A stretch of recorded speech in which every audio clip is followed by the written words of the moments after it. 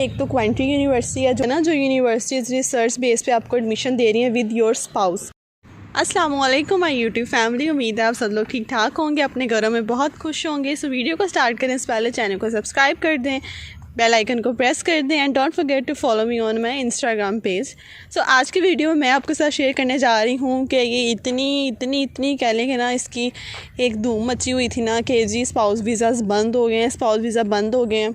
कि मतलब कि यूके ने अन्यवाह वीज़ा दिया था, स्पाउस वीज़ा के खुले हुए थे कि लड़का या लड़की यूनिवर्सिटी में एडमिशन ले रहे थे, साथ स्पाउस अलाउ था, आप आ सकते थे ईज़िली और बहुत लोगों को इससे फ़ायदा भी हुआ है। तो अब मेन चीज़ इसमें आ जाती है ना कि स्टिल अभी तक लोगों के माइंड में ये क्वेश्चन है कि आप वाकई ही स्पाउस वीज़ाज़ बंद हो गए हैं। सो इसमें आप 50% येस कह सकते हैं और 50% नो।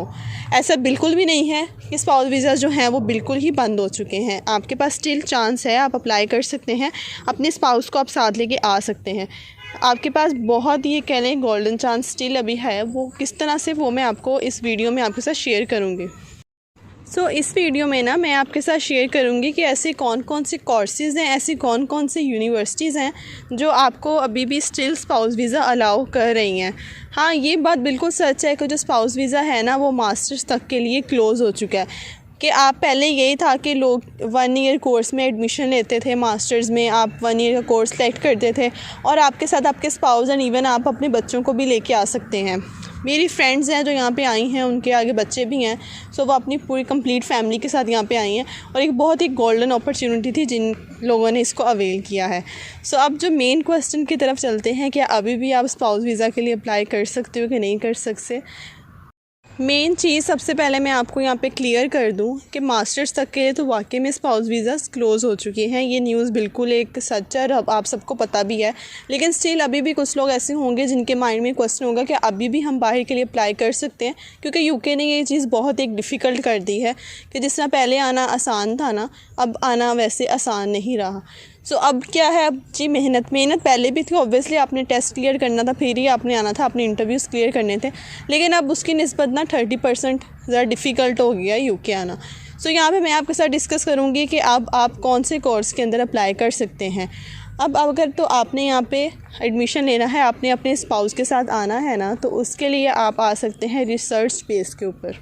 अगर तो आप स्टूडेंट हैं ना एमफिल के, अगर तो आपने एमफिल कर लिया और आपने उसके ऊपर अब रिसर्च करनी है, हमें कोई भी प्रोजेक्ट साइन किया जाता है, हमने उसके ऊपर टोटल एक रिसर्च करनी होती है, अपने थीसिस कंप्लीट करने होते हैं एमफिल के अंदर।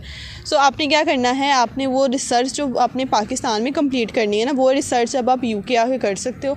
वो कुछ यूनिवर्सिटीज़ 1 ईयर की रिसर्च बेस्ड ऑफ़र करती हैं, कुछ यूनिवर्सिटीज़ 2 ईयर्स के लिए वो रिसर्च प्रोग्राम ऑफ़र कर रही हैं आपको। सो आपने क्या करना है, अपनी रिसर्च बेस्ड प्रोग्राम में आपने एडमिशन लेना है और उसके साथ आपको डिपेंडेंट आपके अलाउ हैं, आपके स्पाउस आपको अलाउ है।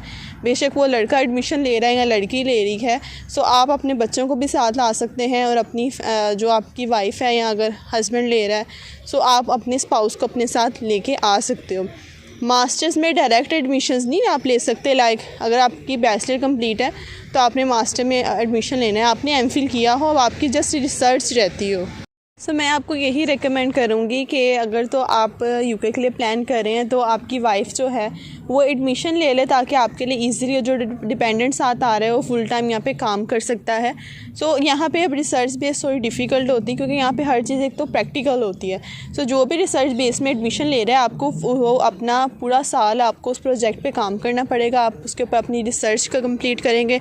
रिसर्च कंप्लीट करने के बाद इसके साथ आपका लैब वर्क होगा जो आपने करना है। आपने हर चीज़ आपने उनको प्रैक्टिकल करके दिखानी है, क्योंकि यहाँ की स्टडीज़ को ये लोग बहुत सीरियस लेते हैं। नो डाउट यहाँ पे स्टडीज़ थोड़ी इजी होती हैं, लेकिन सब कुछ प्रैक्टिकल होता है, कॉन्सेप्चुअल होता है, रटा सिस्टम नहीं होता। सो आप अभी भी रिसर्च बेस के पे ना आप लोग अप्लाई कर सकते हो, अपने स्पाउस को साथ लेके आ सकते हो। नहीं तो इसके अलावा आपके पास दूसरा ऑप्शन तो है ही है।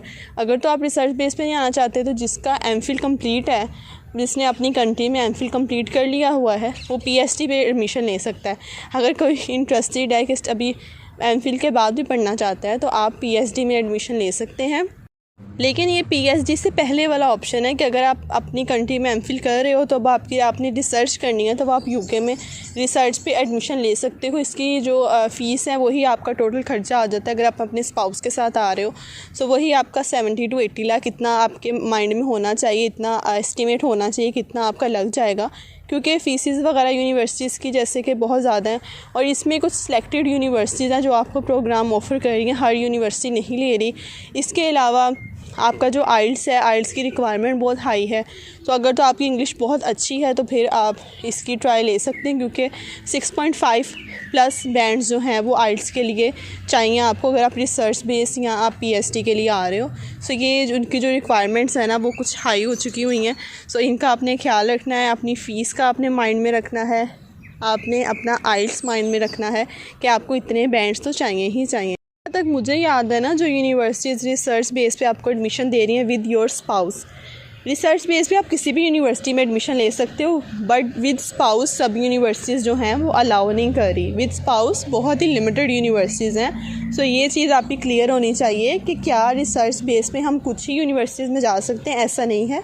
रिसर्च बेस पे विद स्पाउस लिमिटेड यूनिवर्सिटीज़ हैं। उसमें जहाँ तक मुझे याद है, एक तो क्वेंटी यूनिवर्सिटी है जो ऑफ़र कर रही है आपका रिसर्च बेस पे एडमिशन। इसके अलावा वेस्टमिंस्टर है एंड मिडलसेक्स, आई थिंक ये 3 यूनिवर्सिटीज़ हैं, 2-3 बस यूनिवर्सिटीज़ हैं जो ऑफ़र कर रही हैं। और इसके अलावा इन यूनिवर्सिटीज़ ने ना अपना कोर्स भी सिलेक्टेड रखा हुआ है कि आप किस कोर्स में रिसर्च बेस के लिए आ सकते हो। फिर जाहिर सी बात है जो यूनिवर्सिटीज़ लिमिटेड आपको ऑफ़र कर रही हैं उनकी रिक्वायरमेंट्स भी हाई होंगी। सो इन चीज़ों का आपने माइंड में रखना है। अगर आप प्लान कर रहे हो रिसर्च बेस में आने के लिए तो आपको ये सब चीज़ें माइंड में होनी चाहिए कि आपने अपना सबसे पहले कोर्स देखना है कि क्या जो जिसमें आप एमफिल कर रहे हो वो यूनिवर्सिटी वो वाला कोर्स ऑफ़र भी करी कि नहीं कर रही। इसके अलावा फ़ीस आपने देखनी है। ऑब्वियसली यूनिवर्सिटीज़ की फ़ीस भी थोड़ी हाई होंगी, थोड़े नखरे शुखरे भी तो होंगे ना, कि बहुत ही लिमिटेड जब यूनिवर्सिटीज़ आपको ये दे रही हैं तो चांसेस भी बहुत रेयर होंगे, क्योंकि बहुत सारे लोग फिर इसको अवेल करने की कोशिश करते हैं। सो आपने इन यूनिवर्सिटीज़ में इनकी वेबसाइट पर जाना है, आपने कम्प्लीटली सारा अपने कोर्सेज़ को रीड आउट करना है कि कौन सी यूनिवर्सिटी में आपको विद स्पाउस एडमिशन मिल सकता है। जितनी मुझे यहाँ पे यूनिवर्सिटीज़ पता थी, क्योंकि बहुत ही रेयर यूनिवर्सिटीज़ हैं जो जिस पे आपको अप्लाई करने पे एडमिशन मिल सकता है, क्योंकि हर यूनिवर्सिटी जैसा कि मैंने पहले बताया स्पाउस अलाउ नहीं करी। हाँ, अगर तो आपने एमफिल कंप्लीट कर लिया हो अपनी कंट्री में, नेक्स्ट आप एडमिशन लेने का रिस्क ले सकते हैं। आप पीएचडी में एडमिशन ले लें, अपने स्पाउस को साथ ले आएँ। स्पाउस में आने का ये फ़ायदा होता है, जैसे मैं अपने स्पाउस के साथ आई हूँ तो आपको बहुत सपोर्ट हो जाती है, आपको मॉरल सपोर्ट बहुत मिल जाती है। इसके अलावा आपको मतलब कि यहाँ पे इतनी डिफ़िकल्टीज़ नहीं फ़ील करनी पड़ती। एक अकेला बंदा आ रहा है और उसके साथ अगर कोई आ रहा है ना तो उसमें बहुत डिफरेंस होता है। सो आपने ये सब चीज़ों को माइंड में रखना है। और स्टिल मैं कहूँगी yes you can still apply for UK. अगर तो आप अपने स्पाउस के साथ आना चाहते हो तो आप रिसर्च बेस पे अपने स्पाउस के साथ यहाँ पे आ सकते हो। बहुत ही अच्छी अपॉर्चुनिटी है। 2024 में आप सितंबर इनटेक के लिए अप्लाई कर सकते हो सकता है ये जो यूनिवर्सिटीज़ हैं ये कोई और इनटेक भी दे रही हूँ। लाइक मैं नवंबर इनटेक में आई थी, जिस यूनिवर्सिटी में मैंने अप्लाई किया था ना वो नवंबर इनटेक भी ऑफ़र कर रही थी। तो ये यूनिवर्सिटी की जब आप वेबसाइट पर जाएंगे ना आपको सारी डिटेल्स मिल जाएंगी, या आप किसी कंसल्टेंट से मशवरा कर सकते हैं, वो ज़्यादा बेटर, उनके पास ज़्यादा इन्फॉर्मेशन होती हैं। लेकिन यूनिवर्सिटीज़ आपको ऑफ़र करी हैं तो आपने इस अपॉर्चुनिटी को लाजमी अवेल करना है अगर तो आप यूके से आना चाहते हो। इसके अलावा आप और भी कंट्रीज़ में मूव ऑन कर सकते हो, बट यूके फिर भी थोड़ा बेस्ट है आपको आके यहाँ पे। और यहाँ पे आके बहुत सारे रास्ते निकल आते हैं। मेन चीज़ होती है अपनी कंट्री से बाहर निकलना, जो आजकल स्पेशली बहुत मुश्किल है। So still, if you have any question related to your spouse visa 2024, you can text me on my Instagram page and you can also leave a text below. So that's it from my side. मुझे दीजिए इजाज़त, अपना बहुत सारा ख्याल रखिएगा। जज़ाकल्लाह, take care, अल्लाह हाफिज़।